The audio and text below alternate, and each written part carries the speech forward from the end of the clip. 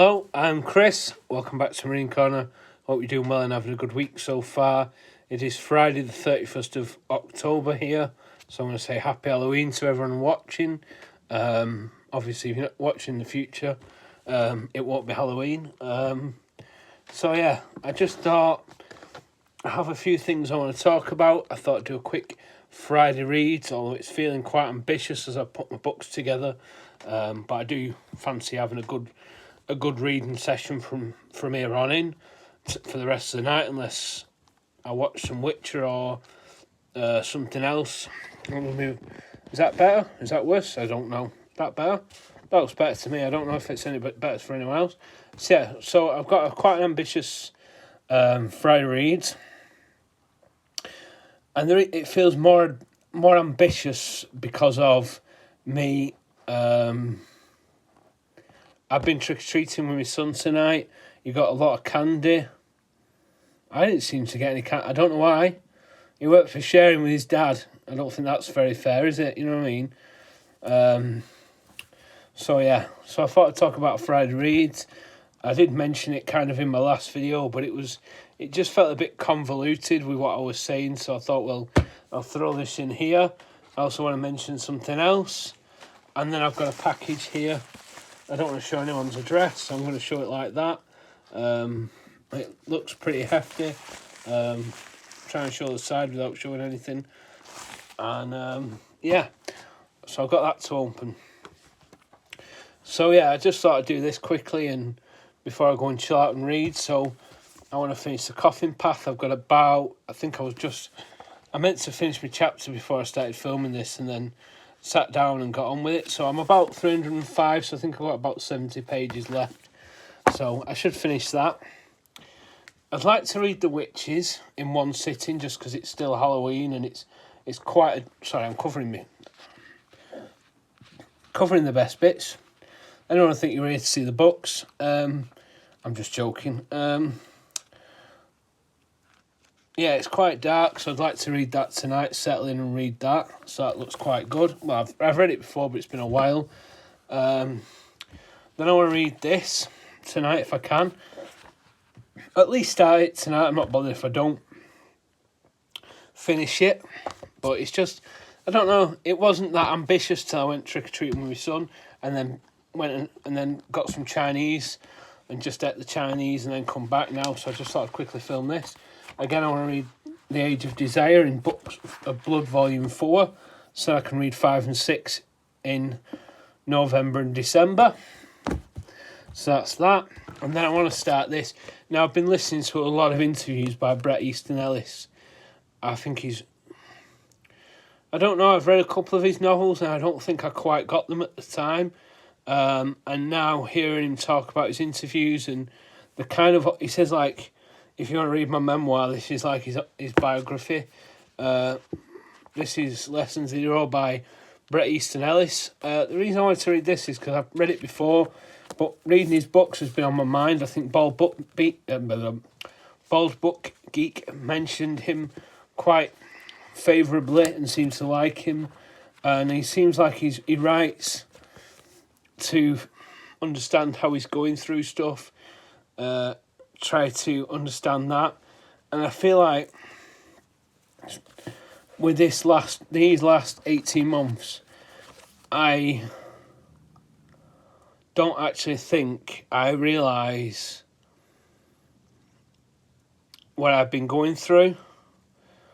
I've come out of a relationship. Well, I was out of the relationship, but I came out of the family household. I miss my son terribly. I've been through counselling.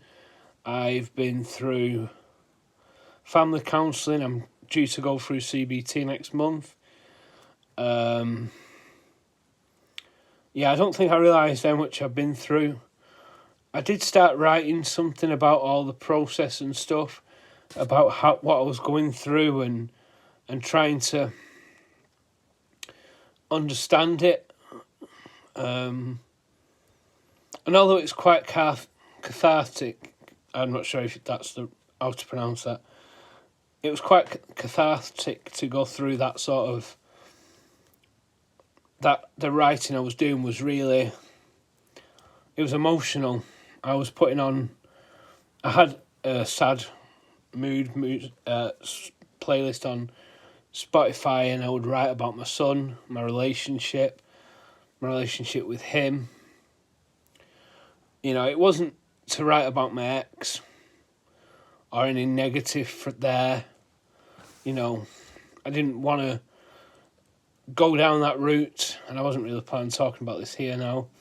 I didn't really want to go down that route of, like, you know, bad mouthing my ex, because that's not what I wanted to do with it. It wasn't for her.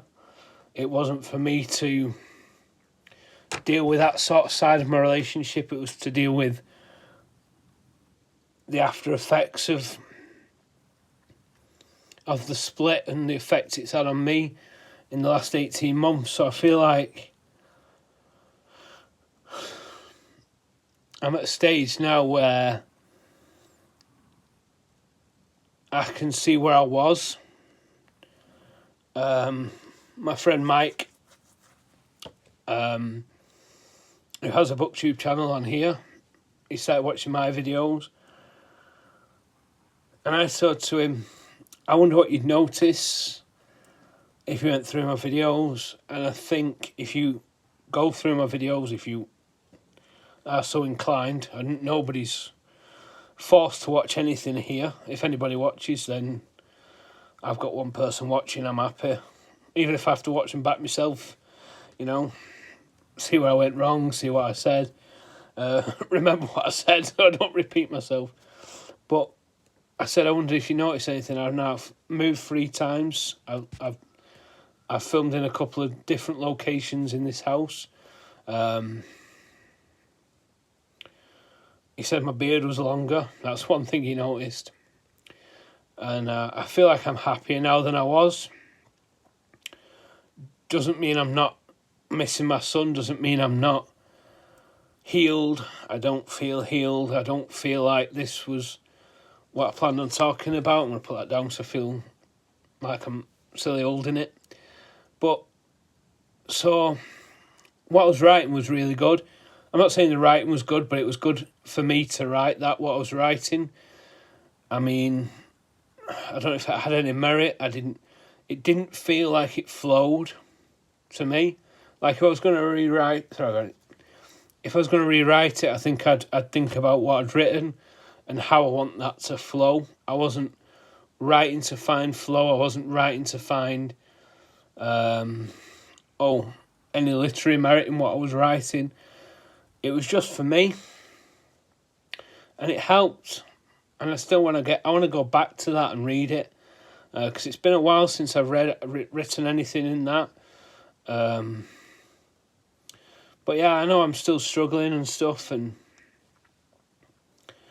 I don't know. I find it weird, to be honest with you. I feel like lately I've never felt as confident as I feel right now, and then other days not so much. But yeah, I just felt like I needed to do that writing, and this last 18 months has been ups and downs, tears, laughter. I've been through it all, and the only constant is making sure I see my son and my partner, and you know, seeing him tonight took him trick-or-treating. That I'll never forget tonight. You know, and taking him his disco last week, and that tonight. It's just, I'm trying to keep that constant, and then my partner's been an absolute rock. She doesn't watch my channels. I can't blame her. I probably chew her ear off enough about what I'm reading, what I want to read next, how many books I've got, making a list of books. But yeah. So basically the writing I was doing was really helpful. I want to go back to it and see what I've written. I don't even know if my laptop's charged since I wrote. Speak proper English would be good, wouldn't it? If I hope I write in proper English, because I can't speak it. But But yeah, I've just been through so much these last 18 months, and I'm not sure when I started my channel. I was back in my ex's house then, and I think definitely, I think my videos are more confident. I think I'd speak more clearly. I feel like I look less tired and more happy. Although I've not been sleeping lately, but I don't know why, because I go to bed earlier, I sleep less. I don't know whether that's my body going, oh, you don't need to sleep, you go to bed well early. And then it doesn't sleep. And then when I go to bed so late, it's like, well, you need to sleep, so it sleeps. I don't know. But yeah, so I've been struggling with things. And I think, to be honest with you, I mean, this wasn't what I was planning on talking about at all, really. But definitely feel like hearing Bret Easton Ellis talk about the way he writes and how, not the way he writes, but how what he writes processes what he's going through, made me think, because I felt like I was writing to process what I was doing, but it was about the situation. It wasn't pushing, it was helping, but it was kind of keeping myself, it was making me look backwards on my childhood, which was quite emotional, you know.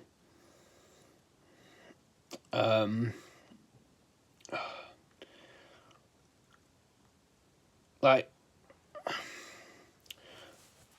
not to go into too much detail, but I've always felt like I was a single parent in a household looking after a child, and trying to give my son the childhood I had was a tough challenge. My therapist said, you try and do the job of two people and you're one person, and it spoke massive volumes. I was at the coronation party whenever King Charles came to the throne in England, and there was this girl there who was a child psychologist, and she said, are you a single parent? Because that's how I came across. It was me and my boy, and I looked after him, and I was there. And that was probably the most eye-opening thing I've ever been told. Them two things. So, like, two of the things that are stuck by with me for years, and I'll tell you a funny story before I open my package and finish what I'm saying. But years ago, my dad couldn't swim. Yet, he would take me swimming. He'd get in the pool with me. He'd stand. Oh, he always held on to the wall. Now I'm an adult, I think, why did he hold on to the wall? I get he couldn't swim. I get he was scared. But there's no current in a swimming pool. Do you know what I mean? But yeah, he came swimming with me. He'd get in the pool with me. You know, that to me will stick with me for the rest of my life. You know, and then my mum couldn't read. My mum's dyslexic, struggles to read. I mean, she still reads, but she used to struggle reading to me, but she'd read to me, and we'd play school at home with my teddy bears that I had, and yeah, she'd make an effort with me, and them two things will always stick with me, and so yeah, so listening to a lot of Bret Easton Ellis, the way he writes, the way it like processes what he's been through, has made me get this notepad out. I found it in the back of my car. Made me grab it out, and it's not been written in. And I was like, well, there's your start. You're going to write something that's completely not what I've been writing. You have no plan what you're going to write. It's not going to be a murder mystery. It's not going to be anything. You don't know what you're going to write till you write. So that's my plan. So yeah, but I think if you look back at my videos, you'll see I'm in a lot better place than I was. But we all have struggles, and we all have mental health issues, and it's something I never thought I'd dealt with. I never thought I had, but the more I deal with it, the more I realise that it's probably been something I've kept under wraps, or maybe not let it fully come to the surface, or manage it with my... I like to make light of every situation, because that's just me, to lighten the load, or, you know, sort of thing. That's what I try and do. That's what I always do. And yeah, so I feel like that's me. So I think I've always tried lightening the load of stuff, and not really dealt with things. But yeah, I'm in a better place now, and wasn't really expecting to say so much in this video. It was going to be a quick video, but it just came out. I mean, listening to Bret Easton Ellis, what he's been through, and the way he writes, it's like he's writing for himself, and that's what I thought I need to do. I don't know what I'm going to write. I might even write an outline for what I want to write. I have no idea at the minute, and so I sit down and I'm going to write something. But I think going over stuff and going over the past and looking forward with the future with what I was writing was definitely helping. But to write something that then processes what I've been through,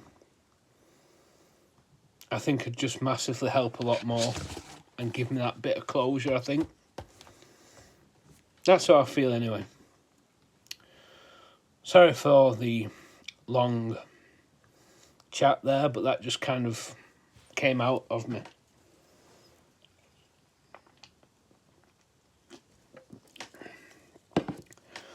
So,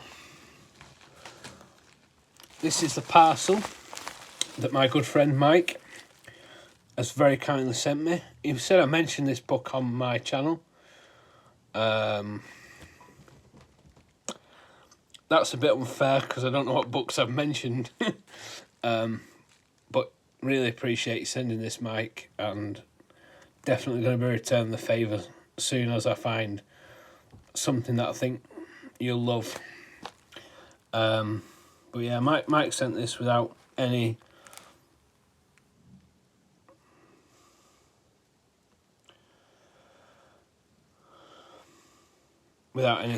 in return, or without any expectations or anything. Thank you. I'm going to open it now. I think that's a bit... What's this?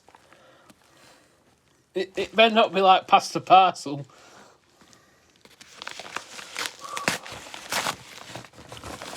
I have no idea. Genuinely no idea. Oh, wow. Do you know what? Oh, wow. Oh, my goodness.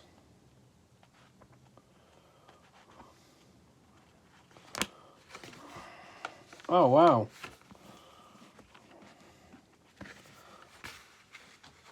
I actually don't know what to say. That's no water. I can't read it. City County Library. Oh, wow. That's amazing. Wow. I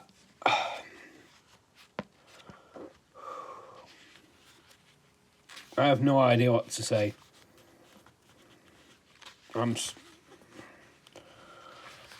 Wow.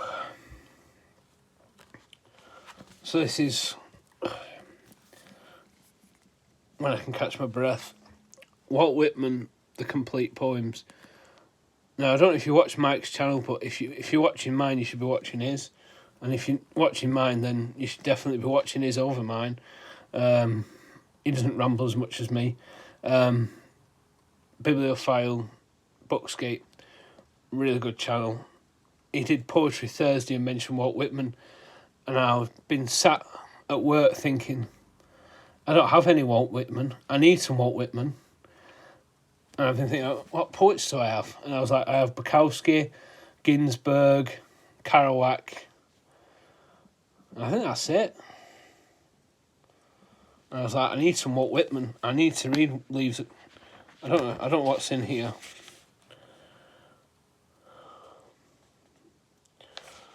Wow. Thank you so much. There's so much in here that I can't quite take it all in. Wow.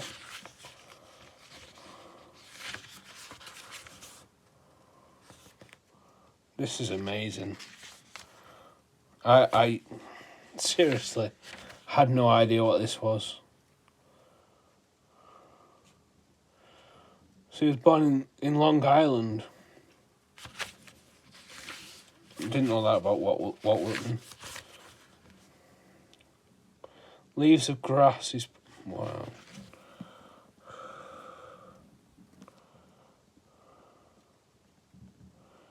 Yeah, it's got Leaves of Grass in this.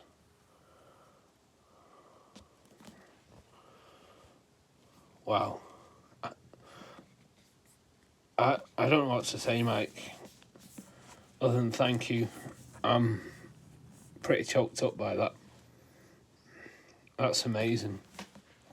Seriously, when I opened it, I was like, I thought it was a hardback at first, and then when I pulled it out, it was a paperback, and I was like, oh, wow. I think this needs to get read soon. It's massive, but it needs to get read. I wanted to read it now, to be honest with you. If I didn't have so much on my docket for tonight, it would get read straight away. Wow. I might have to do Poetry Thursday now. Yeah, wow. Thank you so much. Honestly, I actually don't know what to say. So, yeah, I'm going to leave that there because I don't think I can say anything that'll top such a nice gift. So I'm going to leave that there, and I will see you in the next one, which will probably be, I'm not sure actually, maybe a book tour if I feel up to it after having my son all weekend, or it might just be Thursday and then I might catch up with that at some point. But hopefully I'll see you in the next one. Well, I will see you in the next one, but I mean, hopefully it'll be sooner rather than later. Bye.